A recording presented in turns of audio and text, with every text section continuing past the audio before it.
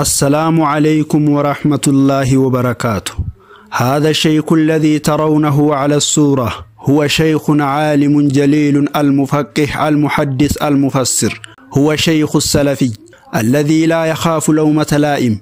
اسمه الشيخ إلياس عباس، المدرس في منطقة شرق حرر في مدينة تسمى كومبولشا. هذا الشيخ نشأ من صغره على علوم الشرعية، ولد في منطقة حرر ناحية مدينة تسمى جلنكو. هذا الشيخ العلامة يدرس كل الفنون في بلاد الإثيوبي في منطقة حرر في المدينة التي تسمى كومبولشا أو ملكارافو. يدرس من علوم الشرعية ومن علم النحو والصرف والبلاغة والمنطق، خاصة بالتخصص يدرس علم العقيدة ويحذر الناس من الشرك والبدع ويعلمهم ويرشدهم على ملة الإسلامية وعلى منهج السلفية التي نسبوها إلى الوهابية. هذا الشيخ العلامة الشيخ إلياس عباس هو أسد السنة الذي لا يخاف لومة لائم. انبعث عليه أشقياء من القوم من فرق شتى ليردوه من دينه ومن عقيدته السليمة إلى بدعهم، خاصة خرجت عليه لتقتله الفرقة الإخوانية التي أسسها حسن البنا والقرداوي، وهي الفرقة الكبيسة. وخرجت عليه الفرقة الأخرى